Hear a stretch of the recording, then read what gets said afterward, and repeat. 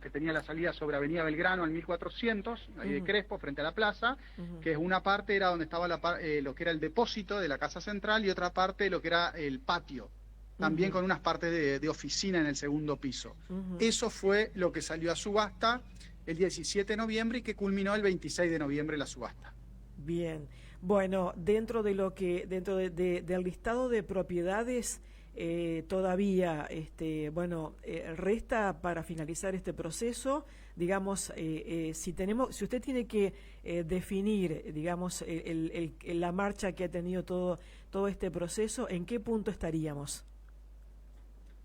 Bueno, ya estamos en la parte final, porque la realidad es que los bienes que se recuperaron, como así también todos los que estaban en el patrimonio al momento de decretarse la quiebra, ya prácticamente fueron subastados en su totalidad. Prácticamente porque en realidad lo que está quedando es en el parque industrial, el predio en el cual hay 12 o 15 camiones, digamos, que fueron secuestrados por la causa penal, que esos todavía no se sabe el destino que van a tener.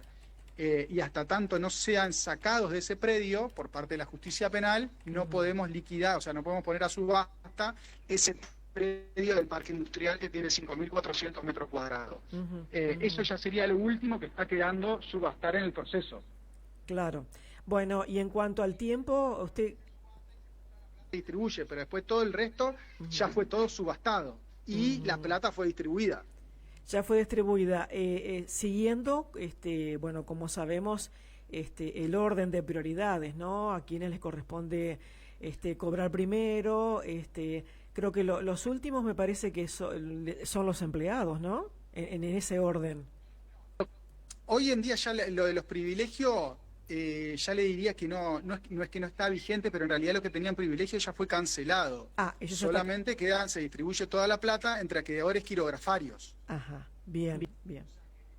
Totalidad, digamos, de los créditos, de los acreedores. Bueno, es decir que ya lo que resta es, digamos, la última etapa de este proceso, y bueno, y de alguna manera se estaría cumpliendo con los pagos que habían quedado pendientes, digo, a partir de que se inicia toda esta causa, ¿no?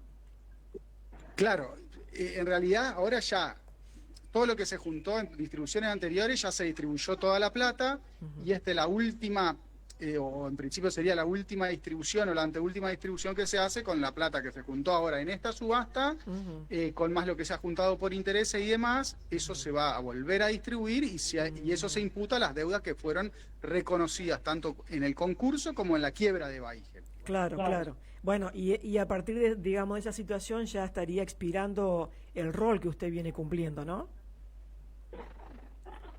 ¿Cómo? Que ahí no te escuché. Que digo, sí, tenemos ahí, se nos entrecorta. Digo, una vez cumplido este proceso, ya ahí estaría expirando la labor que usted ha venido realizando. Sí, eso sí, ahí ya termina el proceso. Lo que pasa es que por ahí después quedan terminar de inscribir los inmuebles a nombre de los adquirentes y demás y cerrar todo el proceso de quiebra, pero lo que hace a los acreedores, por decir así, una vez que se distribuyen todos los bienes, ahí sí culmina la labor de la sindicatura. Después por ahí quedan pasos procesales hasta que se decreta la conclusión de la quiebra. Claro. Pero básicamente la parte importante del proceso es la liquidación de los bienes y con eso culmina ya. Bueno, preguntarle desde lo personal o profesional si para usted cómo ha sido esta causa. ¿Ha sido, digamos, una causa complicada? ¿Ha sido, digamos, importante en cuanto a la cantidad de bienes? ¿Cómo usted la calificaría? No, la causa fue extremadamente complicada. ¿Por qué aspectos? Tuvo ¿En qué aspectos? Cuestiones que prácticamente uno no las ve, y por algo se llevó tantos años también. Acá la causa, en realidad, el problema de esta causa fue que los bienes habían salido del patrimonio fallido. Es decir, cuando se decretó la quiebra, los bienes que estaban dentro de lo que es Miguel Baigel y CIA S.A. eran muy poquitos, y lo que tuvo que hacerse fue recomponer el patrimonio de esa empresa, que fueron un montón de rodados y camiones que habían salido del patrimonio. Y eso llevó años, porque todo eso implica hacer juicios ordinarios, que que todos sabemos lo que lleva a ser un juicio, claro. que después finalmente llegamos, o sea, se alcanzaron acuerdos con las otras partes para, más que todo con la familia de Fermín y con la familia de Artemio, para no llegar hasta las instancias finales de esos juicios, porque quizás todavía estaríamos litigando, probablemente si hubiésemos intentado llegar hasta esas instancias finales. Y por eso fue que se buscaron acuerdos para que ingresen al menos alguna parte de esos bienes al patrimonio, se puedan subastar y darle algo de plata a la gente. Bien. O a los acreedores más que a la gente. A los acreedores. Ajá. Bien. Bueno, así que una causa extremadamente complicada, compleja, ¿no? Compleja y también difícil. Bueno, esa es un poco la labor que usted, digo, para que la gente pueda comprender, es un poco la labor suya, ¿no? Esta de, bueno, tratar de acordar y tratar de, bueno, el tiempo que hay que tratar de optimizarlo, ¿no? Creo que un poco pasa por ahí su función. Exactamente, por ahí no es común en los procesos así tan grandes tener que salir a intentar recuperar los bienes, porque si no, lo que estaba en el en lo que era Miguel Baigel y CSA, eso se remató en 2012, 2013, y ahí hubiese terminado, hubiese concluido el proceso, si no se recuperaban los bienes. Esto también se hizo tan extenso porque fue necesario recuperar los bienes que habían salido indebidamente del patrimonio de Miguel Baigel y CSA y que eran garantía de los acreedores. Claro, Entonces, claro. al salir esos bienes del patrimonio, los acreedores quedaron sin su garantía. Eso fue lo que llevó años, por decir así, recuperar. Incluso lo que se subastó ahora, estas dos matrículas que le digo de la Casa Central, la dificultad fue que había salido el patrimonio, o sea, ni siquiera estaban inscritos en su momento a nombre del tercero adquirente, hubo que hacer trámites y trámites y más trámites en sucesorio y demás para lograr que esas dos matrículas que se terminaron subastando prácticamente 14 años después que se decretó el concurso de Baigel, pudieran ser subastadas en el proceso, porque no lo podíamos lograr subastar. Obviamente que no estaban dentro del patrimonio fallido cuando Baigel quebró el 7 de noviembre de 2011, sino que estaban fuera del patrimonio. Bueno, se recuperaron, pero más allá del recupero, se tuvo que hacer todo el proceso de inscripción para ponerlas de vuelta a nombre de Miguel Baigel y CSA para poder subastarlas. Claro, Y todo eso parece, uno cuando lo dice en poquitas palabras, pero lleva años hacerlo. Sí, tal cual. Me imagino que obviamente es así, ¿no?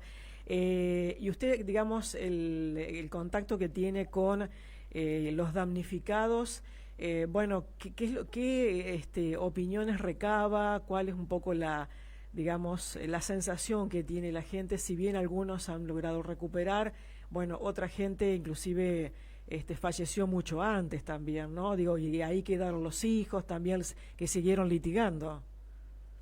Sin duda, el enojo de la gente, digamos, es entendible y sumamente entendible. Hay una realidad, es que en los procesos de quiebra normales, lo que uno recupera es muy poquita plata. De hecho, las estadísticas dicen entre un 3, un 6 y un 10%, no más de eso.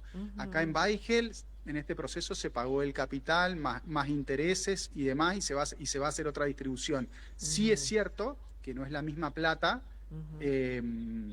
de aquel entonces que la plata que uno está cobrando. Eso claro. es verdad, es entendible, pero bueno, la justicia también tiene sus tiempos y como le decía, no hubiese sido lo mismo que todos los bienes estuvieran dentro del patrimonio fallido allá en el 2011, claro. donde se hubiese podido rematar en un par de años, en 2013, 2014, 2012, como se remataron, que no tener que salir a recuperar los bienes para poder subastarlos. Ahí eso es lo que por ahí generó la espera de tantos años. Y en esos años que pasaron, hubo gente que se fue, que lamentablemente partió, otros que ya no lo reclaman porque lo dieron por perdido. Sí, es cierto. Bueno, por ahí son cuestiones que también exceden en la sindicatura. Ahí también entra a jugar el desgaste emocional, doctor, ¿no? Sin duda. Acá lo que se hizo fue el año pasado, el anteaño, es que se solicitó al juzgado que se requiera de la gente que no había cobrado, de la gente que no había parecido a cobrar, que se requiera a los bancos si tenían alguna cuenta. ¿No? Esto con los bancos que operaban normalmente Baigel, que era el Banco Macro, Nación y Versa y de Crespo, a ver si tenían cuenta. y los bancos nos pasaron de muchas personas las cuentas y se le transfirió la plata. Claro. Probablemente la gente se gastó ese dinero sin saber que venía de Baigel, Claro. pero al menos se le logró transferir la plata. Esto es post pandemia. Claro. Los pagos pre-pandemia tenían que venir a cobrar la gente al banco, entonces hubo mucha gente que no vino, pero lo que fue post-pandemia se hizo ese pedido al juzgado, que el juzgado accedió, y que la realidad es que eso no se hace en ninguna quiebra, pero si no, la gente no venía a cobrar. Desde Crespo, allá no venía a cobrar al banco, acá al verse a tribunales, ni tampoco era como que ya lo había dado por perdido, entonces como una forma de pagarle, se solicitó que informen si había cuenta a los bancos, y los bancos... informaron en los casos que había acreedores que tenían cuenta y se les transfirió la plata. Claro. Y doctor, dentro del universo de los damnificados, ¿fueron muchos los que, bueno, directamente ni quisieron desgastarse y reclamar o no? ¿O fueron los menos? Los van a verificar en su momento, digamos, digamos, de lo que fue en el 2009, que Baigel había denunciado, en este momento ya no me acuerdo, pero había denunciado...